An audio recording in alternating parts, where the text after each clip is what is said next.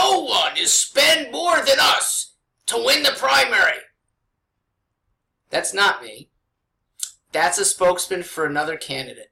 I'm Mark Stewart, and here's why he's wrong and I'm right. This is the Daily Fire for Wednesday, June 20th. So, an unnamed Republican who's trying to assure himself of a victory within the Republican Party has a spokesperson that I think maybe he should rein in. Because that spokesperson, while impressing Republicans, maybe, is turning off everybody else for whom they think there's too much money in politics and for whom buying your way instead of earning your way is repulsive. I'm a guy who can only earn his way. I don't have the money to buy in, and it's fine. I'm not asking for help. I'm asking for attention to issues, maybe attention to character, which is good.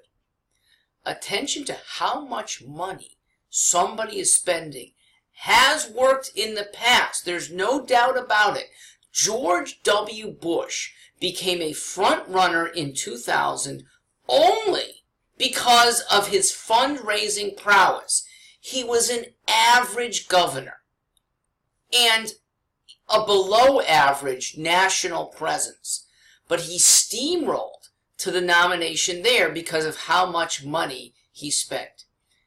Things have changed, and they are changing for the better. I like to think that my campaign is on the cusp of money not mattering.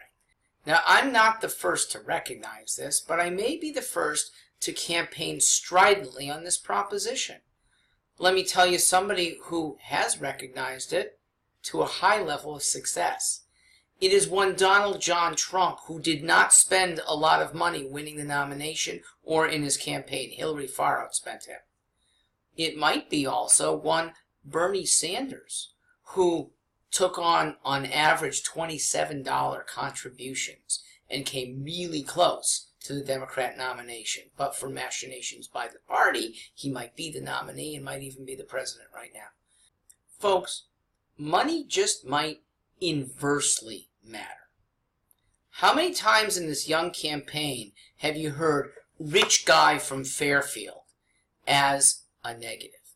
Okay? Takes away from what that guy really might be able to offer. I know very little about the Fairfield County Republicans, but I do know that they're throwing money around as a badge of honor. Here's why it may be a badge of dishonor, a political scarlet letter.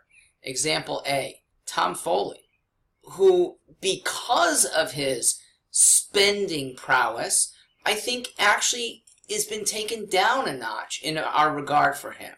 It's certainly the case with Linda McMahon, okay? 2 campaigns and over $50 million of her own. That's not heroic. That's actually unwise spending, and people see it. And I'll give you the number one. The number one for whom high fundraising hurts. Jeb Bush. Okay? So 16 years after his brother won the presidency with a lot of money and a lot of clout behind the money spending, Jeb Bush was so tarnished because of his fundraising. He looked bought.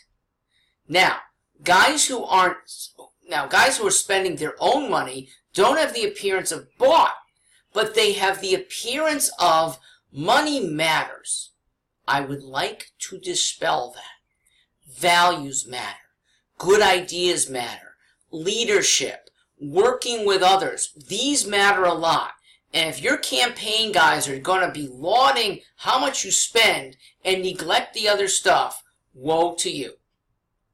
I'm Mark Stewart, doing fine on $99,000. We'll see you in November.